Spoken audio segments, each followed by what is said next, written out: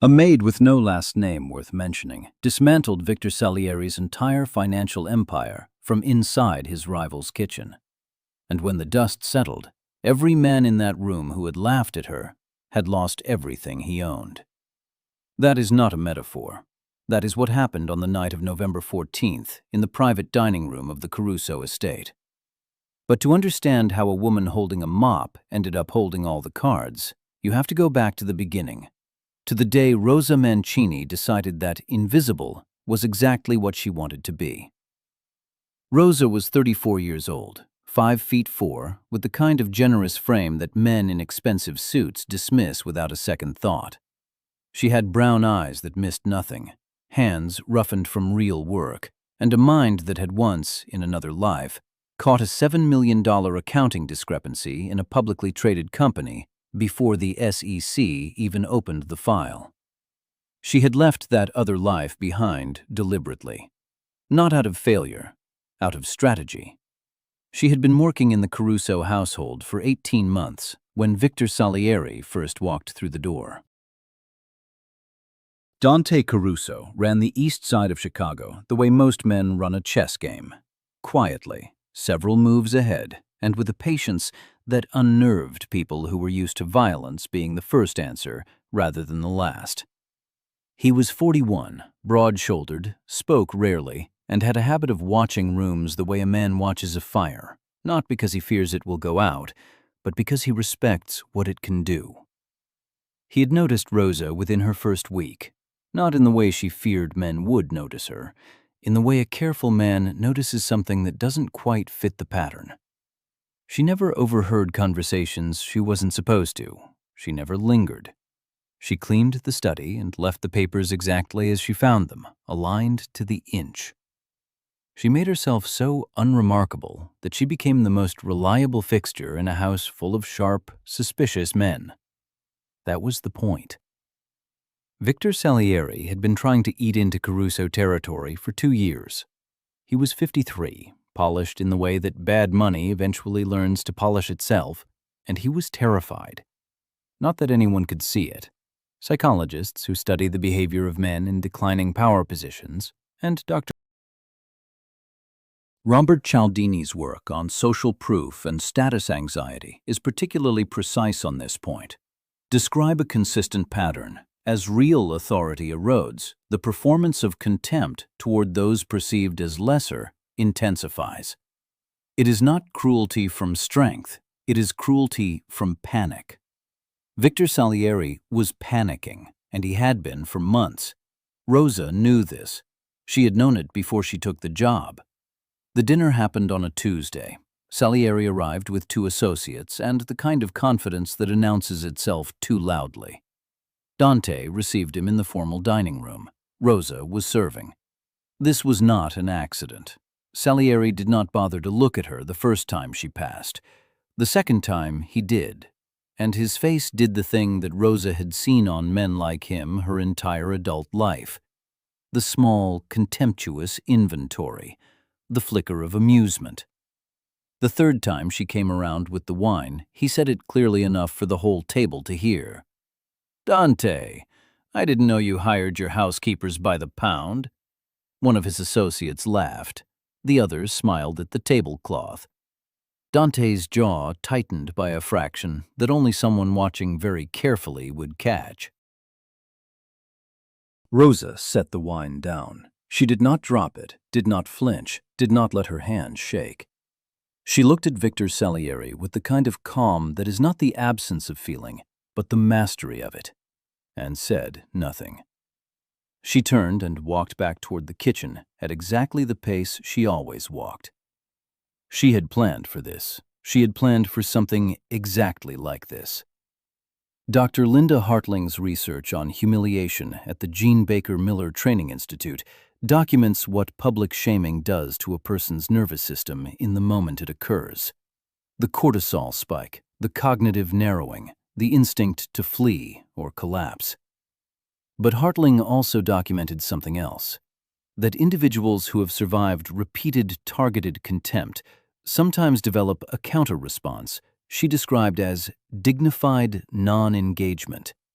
a withdrawal that is not defeat, but positioning. Rosa Mancini had been in that room her entire career. She knew how to use silence like a scalpel. Dante said nothing that night. He watched her walk back to the kitchen, and something shifted behind his eyes that no one at the table noticed except, possibly, her.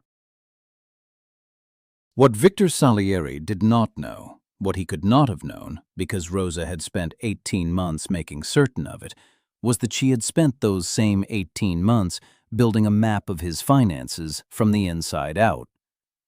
Not by stealing documents, by reading what was available legally, publicly, and through the kind of forensic pattern recognition that comes from years of professional training. Shell companies have signatures. Irregular wire schedules have rhythms. Salieri's operation had both, and Rosa had traced every thread. She had not done this for Dante Caruso. She had done it because Victor Salieri had destroyed someone she loved years ago, using exactly the kind of invisible financial machinery she now understood better than he did. She had taken this job because it was the closest position to the information she needed, in the city where he operated, with a family powerful enough to act on what she found. She had been waiting for the right moment. Nobody watching her that evening would have guessed that the woman walking back to the kitchen was carrying, in a small encrypted drive inside her apron pocket, 3 years of documented evidence capable of ending Victor Salieri's life as he knew it. What happened in the next 48 hours would make the dinner table insult look like the least of Victor Salieri's problems. Dante came to the kitchen after the guests had gone. He stood in the doorway for a moment without speaking, a habit Rosa had catalogued in her first month. He processed through stillness. He said things once, never twice. "You didn't say anything to him," he said finally. "No," Rosa said. "Why not?" She kept her hands in the washing up, her back to him. "Because I didn't need to." He stood there a moment longer. Then he said, "Salieri's books are wrong. I've had 2 accountants look at the transfers, and neither of them can find where the discrepancy originates." She turned off the tap. "3rd quarter of last year," she said. "He moved it through a holding company registered in Delaware under a subsidiary name. The parent company's filing date doesn't match the transfer timestamp." It's about $400,000, and it's not his money. The silence in the kitchen was the particular kind of silence that happens when a room recalibrates. "How do you know that?" Dante said. It was not quite a question. "Because I've been looking for it for a long time," she said, "and because I'm very good at this." John Gottman spent 4 decades studying the moments in human relationships where something fundamental changes, what he called the turning point, the instant when a person sees another person clearly for the first time, rather than through the filter of assumption. Dante Caruso had assumed he understood who was in his house. He had been wrong, and the wrongness of it was not threatening to him. It was something closer to the feeling of a door opening. "There's more than 400,000, Rosa said. "How much more?" "Enough to take him apart publicly, legally, and permanently, before he does what he's planning to do to you by the end of the month." She picked up the encrypted drive from the counter and held it out. He looked at it for a long moment. Then he took it. The next 3 days moved in a direction Victor Salieri had not anticipated and could not reverse. Rosa spent 12 hours with Dante's lawyer, then with 2 federal contacts Dante had maintained for situations exactly like this one. The evidence she had assembled was not circumstantial. It was surgical. Every transaction documented, every signature traced, every subsidiary mapped to its origin. Salieri was not a stupid man. He was a man who had miscalculated what a threat looked like. This is the fundamental error that psychologists studying organizational power structures identify again and again.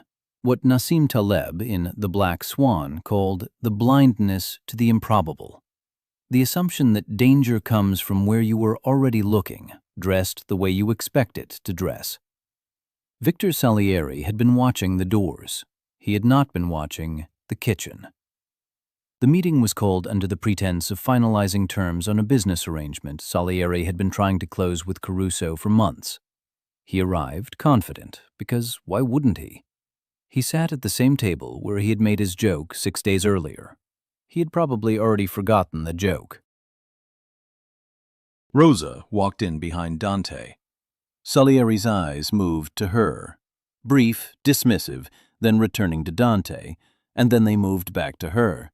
And this time something in them stuttered. She set a bound document on the table in front of him. "This is a summary," she said, in the same voice she used when she offered wine. "The full submission went to the Financial Crimes Unit this morning. You have copies of the key pages here, so you understand what we're discussing." Salieri did not open the document. He looked at Dante. "What is this?" "Ask her," Dante said. Rosa explained it in 11 minutes. She did not rush. She did not perform. She cited dates, amounts, account numbers, and the names of 3 individuals in Salieri's operation who had agreed to cooperate in the last 48 hours when offered an alternative to the charges they were facing. She explained what the Delaware subsidiary would look like to a federal prosecutor. She explained the timeline. Victor Salieri went through what people who study sudden catastrophic loss always go through. The rapid cycling that psychologists describe as DABDA, the grief sequence Kubler-Ross documented in On Death and Dying. Denial, then anger, then something that looked briefly like bargaining, then nothing. Just the understanding, arriving fully formed and impossible to push back. He was finished. He had been finished from the moment he walked into this house, and he had not known it. And the person who had finished him was a woman he had insulted over dinner and then forgotten. "Nobody will believe," he started. "I know," Rosa said quietly. "That's what you said about me." He looked at her. For the first time, he looked at her the way he should have looked at her from the beginning. Dante spoke then, for the first time since he had told Salieri to ask her. He said 4 sentences. They were quiet, precise, and they ended whatever future Victor Salieri had been imagining for himself in this city.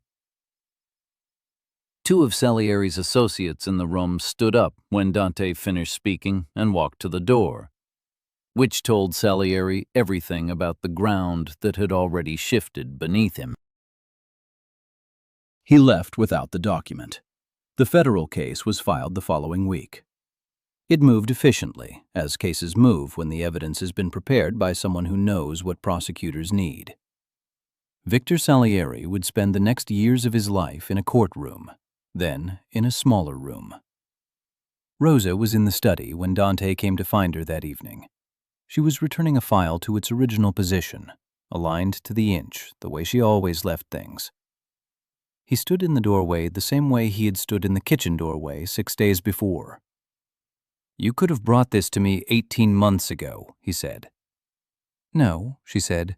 "I needed 18 months to make it airtight." "You did this alone." "I did it for my own reasons," she said. "The fact that it helped you was a bonus." He crossed the room and stood close enough that she had to look up at him. There was something in his face that she had not seen there before. Not softness exactly, but the particular openness of a person who has stopped managing what they allow themselves to feel. "Stay," he said.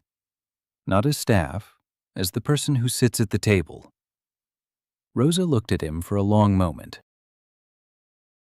She thought about the 18 months of invisibility, of careful patience, of making herself smaller than she was. She had done it on purpose. She had done it well.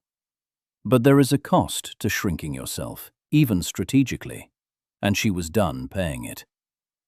"I don't sit next to people," she said. "I sit across from them, so I can see their face." Dante almost smiled. "Across, then." She nodded once. They say that the most durable partnerships are built not on rescue, but on recognition. The moment one person sees what another person actually is, without flinching and without needing it to be smaller.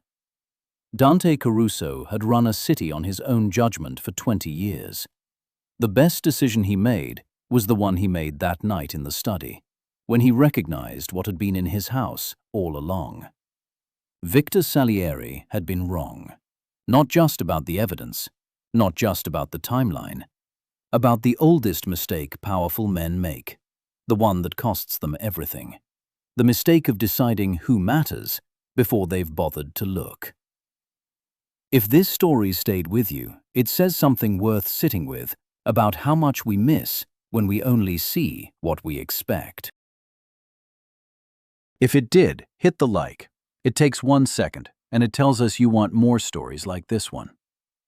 Subscribe so you're there when the next one drops, because the next story is about a woman who survived something none of us would have, and came out of it the most dangerous person in the room.